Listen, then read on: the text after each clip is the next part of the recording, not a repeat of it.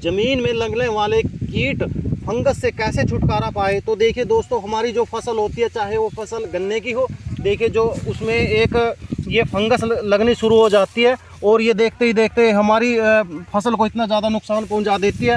और इसके अलावा चाहे कोई भी फसल हो, चाहे गेहूं की फसल हो, चाहे वो शीशम की फसल हो, इस तरीके से देखिए फंगस आ जाती है। तो उससे कैसे छुटकारा पाए, उससे छुटकारा पाने का देखिए आज आपको एक ऐसे किसान से मिलाने जा रहे हैं जो कि 7 से 8 साल का जिसको अभ्यास है इसमें फंगस इसी प्रकार की ऑर्गेनिक खेती करते हैं। तो इससे कैसे छुटकारा पाए और छुटकारा पाने का देखिए ऐसे तरीके मैं आपको बताऊंगा, एक किसान भाई बताएंगे जो कि बहुत ही लंबे समय से खेती कर रहे हैं, ऑर्गेनिक खेती कर रहे हैं। तो इसका बनाने का तकरीबन कैसे इसको बनाया जाता है, कैसे खाद बनाई जाती है, इसके बारे में डिटेल में बताएंगे हमारे साथ है सर बताइए इसके बारे में। जी देखिए, इसमें देखिए 2 चीज़ें हमारे हाथ में, ये दोनों जैविक चीज़ें ही है, ये ट्राइकोडर्मा और ये ब्यूवेरिया बेसियाना।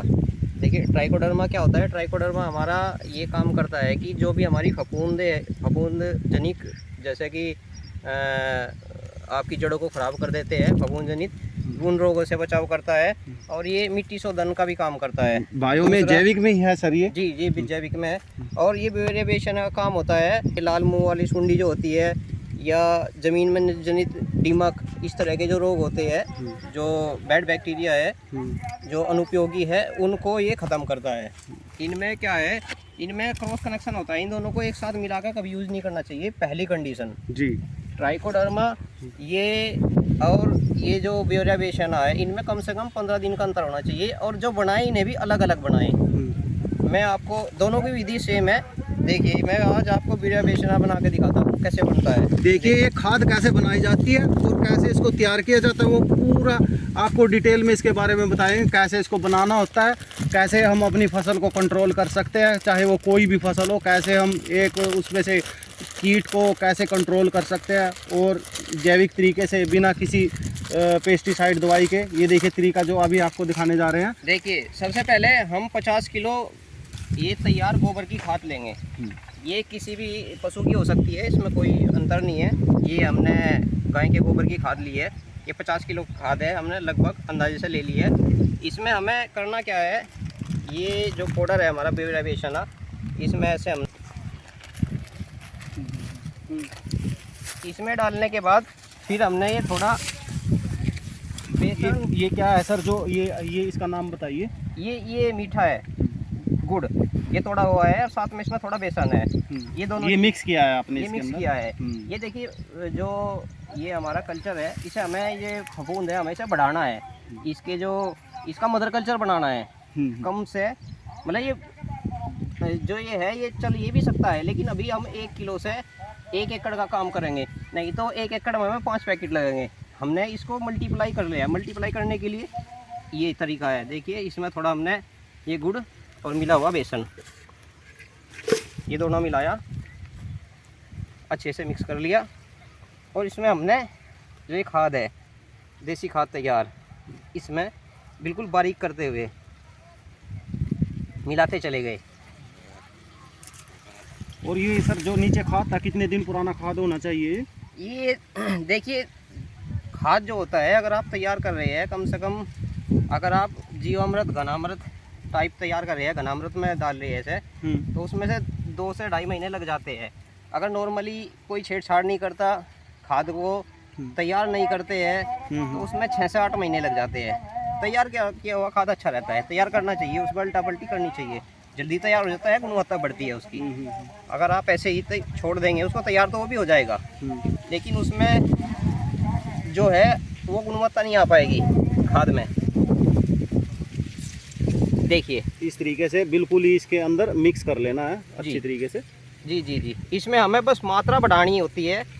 और इसमें अब क्या होगा, इसे हम ऐसे अच्छे से कूट पीट के ये बारीक करने के बाद इसमें हमें 7 दिन तक इसमें नमी मेंटेन करके रखनी है। सीधे सूरज की रोशनी से बचा के रखना है जी।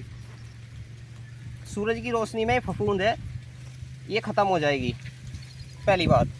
देखिए अब इसमें क्या करेंगे, हम थोड़ा पानी देंगे जी। आपने पानी दिया है मॉइस्चर के लिए। अभी हम थोड़ा ज़्यादा पानी लगाएंगे क्योंकि हमारी खाद थोड़ी सूखी थी। फिर इसके बाद हम इस पर ये टाट की एक पल्ली ये बोरी, जो जूट की बोरी होती है जी, इस बोरी को इसे ढक देंगे।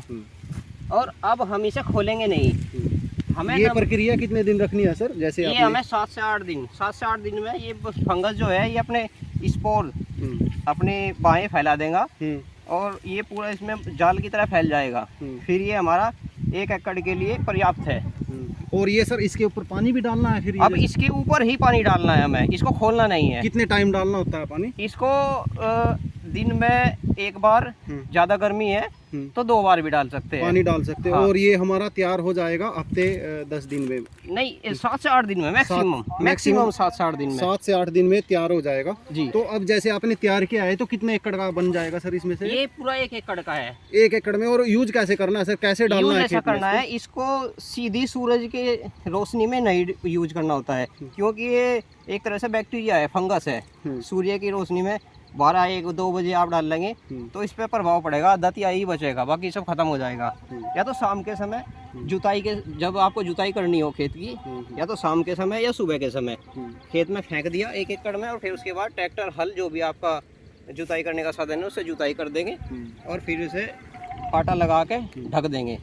तो इससे एक तो हमारे जो जमीन में जो कीट है देखिए, जो व्हाइट कीटार होता है, हाँ। लाल मुंह वाली सुंडी, उस पे बहुत अच्छा काम करता है ये, वो खत्म हो जाएगा। दीमक की समस्या रहती है किसानों को, ये दीमक पे बहुत अच्छा काम करता है। ये 2 मुख्य चीज़ें हैं जो किसान को जमीन संबंधी समस्याएं करती है। दूसरा, जैसे ये तो ब्यूरिया बेसियाना का काम हो गया, ये तो हमारा काम करेगा कीटनाशक का। ये हमें कृषि विज्ञान केंद्र और ब्लॉक बीज गोदाम से मिलता है हमें, यूपी में। दूसरा क्या है? दूसरा ट्राइकोडर्मा। ये ट्राइकोडर्मा का काम है जो जड़ जनित रोग होते हैं, जैसे कि जड़ में फंगस लग जाती है। जड़ में फंगस लग जाता है, गलन छड़न हो जाती है जड़ में, जी। जड़ में गांठें हो जाती है किसी भी फसल में, कोई भी फसल हो चाहे वो, तो उसका उपचार है सबसे रामबाण सीधा है। हाँ जी। और इसमें हमें विशेष ध्यान रखना है, इन दोनों को एक साथ तैयार नहीं करना है, क्योंकि ये जो है ये हमारा फफूंदनाशक है और ये कीटनाशक है। ये एक दूसरे का, इनमें जंग हो जाएगी, जो तगड़ा होगा वही बचेगा, दोनों का काम नहीं होगा, दोनों भी ख़त्म हो सकते हैं। तो इसलिए दोनों को अलग अलग बनाएं और साथ ही साथ दोनों को खेत में, एक ही खेत में अगर हमें लगाना है 15 से 20 दिन का अंतर जरूर रखें। Thank you sir.